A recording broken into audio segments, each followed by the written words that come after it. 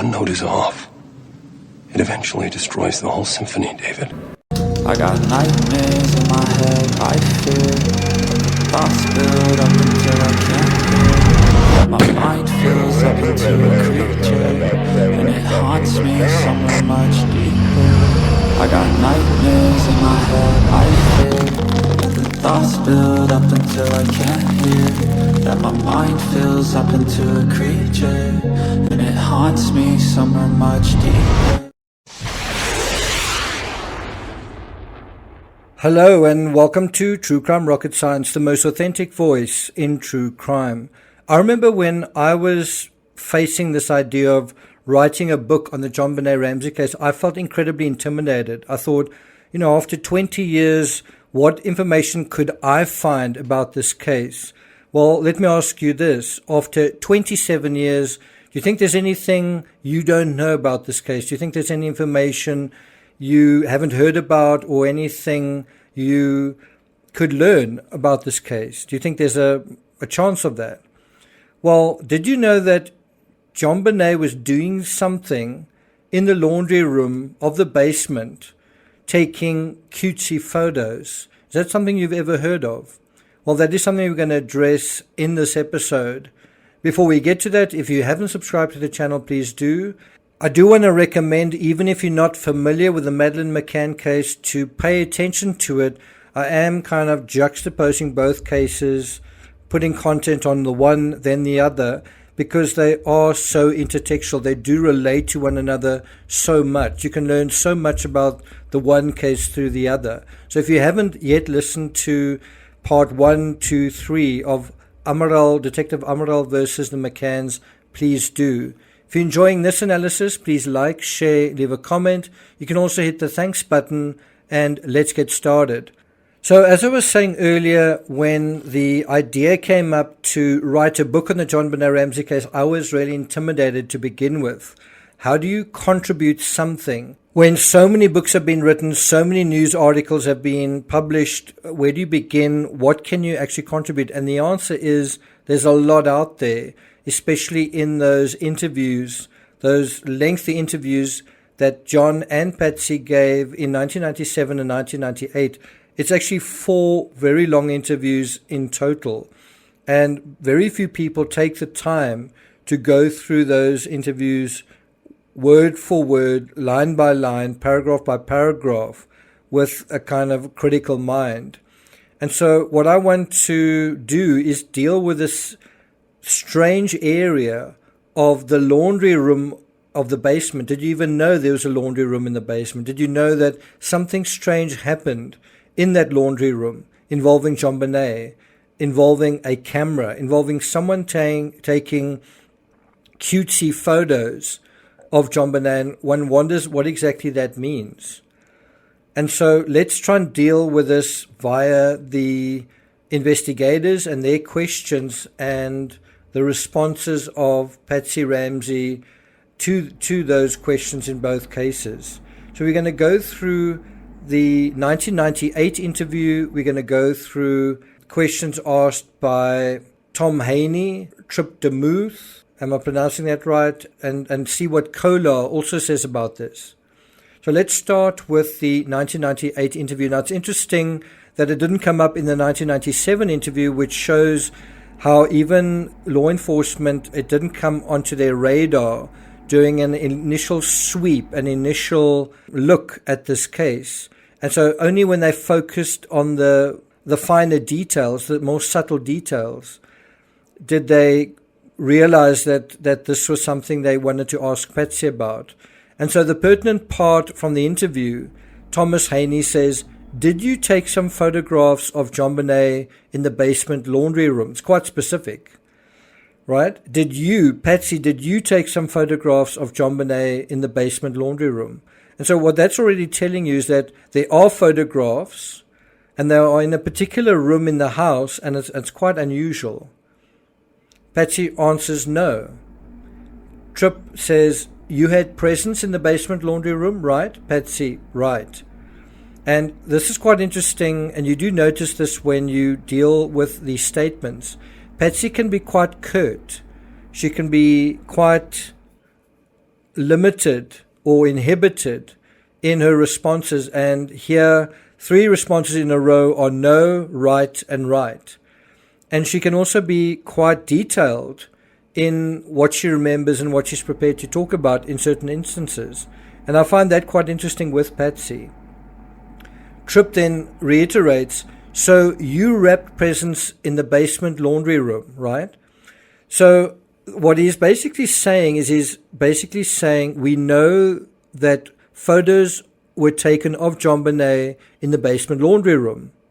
Did you take those photos? No. Well, we know that you wrapped presents in the basement laundry room. Patsy acknowledges that she did. Then Tripp says, so you were down in the basement laundry room pretty often. Patsy says, depending on what time of year it was, yeah, Tripp says, and do you remember photographs of JonBenet being in there? Patsy says, and she seems genuinely surprised, taken of her in the laundry room. Tripp, no, photographs of her located in the laundry room. Now, I have to say, this is kind of confusing. Are these photographs of JonBenet that are lying in the laundry room, or are these photographs that are taken with a camera of JonBenet inside the laundry room?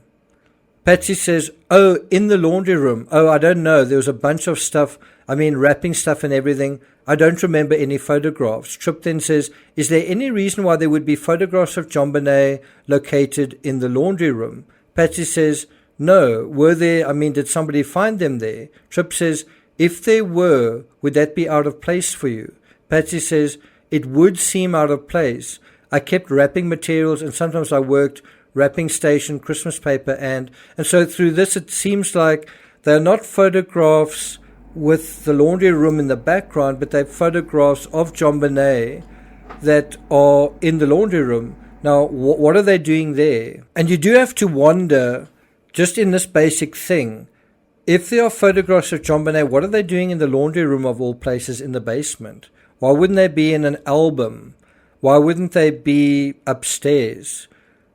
And who would be kind of in charge of that? If not Patsy, would it be John? Would it be Burke? Would it be the housekeeper? Would it be somebody else? Tripp says, who else had access to the laundry room? Who else would go in there? I know everybody would have access, but who else would use it? Would the boys play in there? Would John go down there? Patsy says, anybody could, but the boys could come down and go in the train room. We had the train set up in the far back in through there, not in the laundry area really. Tripp says, did anybody besides you use that laundry room? Patsy says, sometimes Linda would wash, meaning the housekeeper, if we were washing comforters or something, because there were big heavy-duty laundry machines, and she'd take things in there, rugs and things, and wash them down there. Tripp says, okay. Thomas says, you don't recall taking a photo of her down there. Now, again, this is a little bit confusing. The way he says it, it sounds like someone took a photo, meaning executed a photo, rather than photos that were taken were then transported to the laundry room. Patsy now shakes her head. Thomas Haney says, if she was doing something really cutesy or something, would you maybe run and get the camera, take one of her? Patsy says, of her in the laundry room. Tom says, Patsy says, no. Now, again, I'm not really sure what this is about, because now it seems like he's suggesting that cutesy photos, whatever that means, JonBenet being cute, I don't know if one can say sexy, but JonBenet kind of posing in certain teasing, strange ways. Who would take photos of that? And why take them in the laundry room? And what I couldn't help thinking is a situation of, did somebody see JonBenet posing for photos, and then did somebody take it upon themselves to take photos of JonBenet in kind of in a private setting, but also in this unusual setting? But can you see there's a little bit of ambiguity about the statement, because it seems to suggest either that there were photos that were already processed, already printed of JonBenet in the laundry room. And then there's the suggestion from Tom Haney that cutesy photos were taken in the laundry room, taken of JonBenet in the laundry room. Now, who might do a thing like that? John doesn't seem like he would do that. Patsy, that doesn't make any sense because it's not a really good setting for those sorts of photos, especially if you're going to send them into some kind of beauty pageant. You would want it to be in a nice setting, and Patsy seemed to be very aware of that. And then another possibility is Burke, and then one wonders whether you can compare the clumsiness of these photos, and one probably needs to see them to know just how clumsy they are, to something like the spoon in the bowl of pineapple and the iced tea and all of that kind of thing. Is it similar to that kind of thing? Is it the same person? Tom also, at another point in 1998, refers to a specific photo, 378. Patsy says, "This is JonBenet's flaw, her pants." Tom says, "Do you recall those particular pants when she would have worn those last?" Patsy says, "Not for sure. Probably recently because they are dropped in the middle of the floor, but I don't remember exactly." Tom says, "They are inside out." Patsy says, "Right." Tom says, 379 is a close-up of it. It appears they are stained. Patsy says, "Right." Now, again, she's really limiting her responses to single-word responses in kind of an uncomfortable area. Tom says, "Is that something JonBenet had a problem with? In other words, I guess defecating in her clothing." Patsy says, "Well, she was at the age where she was learning to wipe herself, and, sometimes she wouldn't do a great job." Now, the reason I'm mentioning this is I kind of get the idea that JonBenet would tend to wear, like a lot of kids do at a young age, pink clothing because she was a girl, and Burke would tend to wear blue clothing. And this is blue clothing, and you also see Burke in one of the last photos, one of the few photos taken of the Ramsey children over Christmas. You see Burke is dressed in blue pajamas, and JonBenet is dressed in pink. And here are blue, apparently pajamas, but they're basically pants that are lying in JonBenet's bathroom right on the floor. And they're inside out, which suggests someone took them off kind of in a hurry. And so what I'm kind of suggesting here is that if Burke was in JonBenet's bathroom, which is quite an intimate place to be, and we don't know for sure if he was, but if these are blue pajamas and Burke was wearing blue pajamas, and if these are his pajamas, then doesn't it suggest that he was perhaps using JonBenet's bathroom? Equally, if those photos taken in the laundry room were taken by Burke, could that not be a similar kind of familiarity and the sort of casual familiarity with one another where he's playing kind of a game? Let's take, you like beauty pageants. Well, how about I take a few photos of you dressed in certain clothing? You might say, well, where is this going to take you ultimately? And that's really the question. Where is this going to take you ultimately? Another point to make, and the final point to make about this, is Kolar, when he was writing about the crime scene, he wrote, CSIs had written about finding a pair of pajama bottoms in JonBenet's bedroom that contained fecal material. They were too big for her and were thought to belong to Burke. Additionally, a box of candy located in her bedroom had also been observed to be smeared with feces. Now, we must take all of this with a pinch of salt because Kolar, via the CBS docuseries, was sued essentially into silence in 2016, and we don't really know what the ultimate result was of that lawsuit, what was determined. But what is quite interesting with this whole idea is that it could theoretically hold hands with what was going on in the laundry area of the basement. And I just want to tie a few more strings together. Who was in the basement more than anyone else? Well, I think it's a contest between Burke and the housekeeper.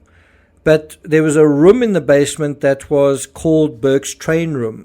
And for all intents and purposes, it was an area that was really Burke's playground. You had a whole train area set up there. Also, they found a knife belonging to Burke. I think it was a Swiss Army knife. But they found a knife. I suppose you could argue that it didn't belong to Burke, but the point is they found a knife in the basement area. That's also an area of the whole evidence gathering that's a little bit unclear, where exactly it was found and who exactly it belonged to. The point I'm trying to make is that Burke seemed to think of the basement as his domain. And so what is the likelihood that the photos taken in the laundry room, if they were taken in the laundry room of JonBenet, not just photos printed out and put there, if they were taken out, could they have been taken by Burke? Or were they taken by Gary Oliva? Thank you for listening, and I'll see you guys next time.